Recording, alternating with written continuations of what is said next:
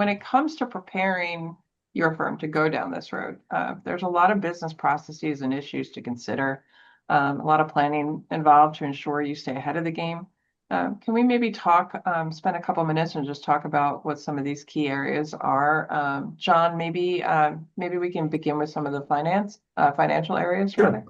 Thanks. Yeah, sure. Thanks, Laura. Absolutely. And when you go down a path of this MSO structure with private equity, obviously the financial foundation is going to be more disciplined and transparent than maybe what traditional law firms are used to. And I think you kind of look at it in a couple areas, like the financial reporting and transparency. Most law firms today are usually cash basis firms, like Larry mentioned earlier. Obviously, when you go into a more of investor ready, you're going to be GAAP level financials, which will take more in audit ready financials as well, which many firms are not used to. I think being more consistent and having clean historical information with normalization of partner comp is important.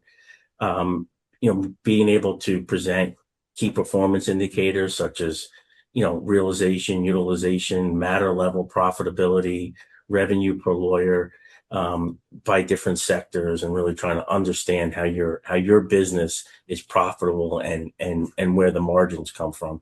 And I think partner compensation and economics becomes very important.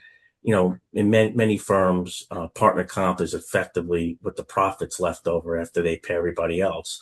And real, financial investors are going to want to distinguish between what's really market-based compensation for that role versus true profit. So there needs to be an alignment of incentives between, the distribution mindset of long-term equity growth, to create this model. And I think really understanding profitability and cost structure. Many firms don't fully understand which practices or clients or matters are truly profitable once all the fully loaded costs are considered. So really understanding the fixed and variable costs, understanding attorney leverage and overhead technology spend all become opportunities for margin improvement. And PE will focus heavily on ways they can expand margin improvement post investment.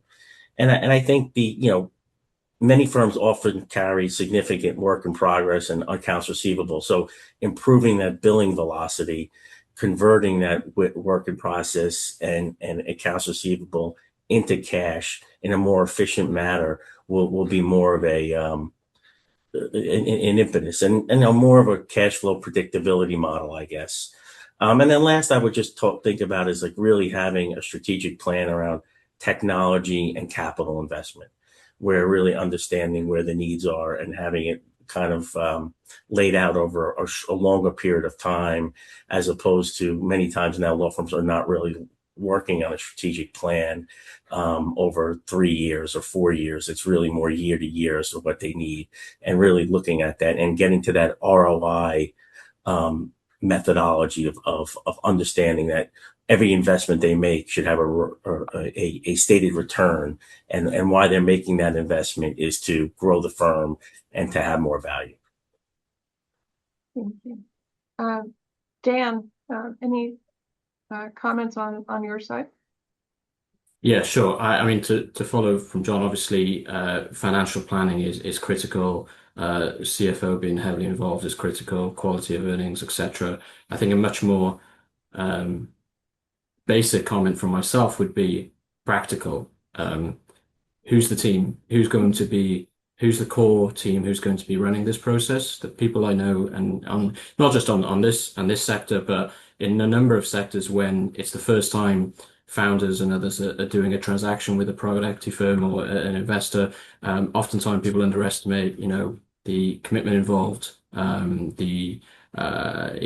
It's 2 jobs, possibly 3 if you're already doing internal management in your firm, as well as running your own practice, as well as running a process. And so there's a couple of ways of doing it. You can dedicate a core team to be running that process, whether it be divvying up certain responsibilities on the entire process, or whether it be a tag team situation, depending on the underlying business of the firm as well. And so from a practical perspective, as well as key point, of course, financials, of course, strategic, understanding what we're doing, it's then who's the core team who's going to be running this process for us, and how do we allocate that amongst ourselves whilst having to run a successful business day to day. Okay, that's an excellent point. Larry, anything to round it out?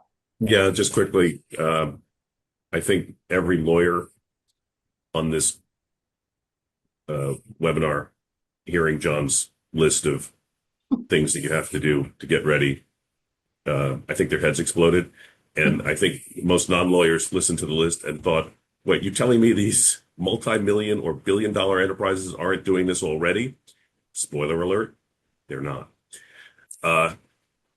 John stole one of my lines. My number one recommendation was going to be do a strategic plan.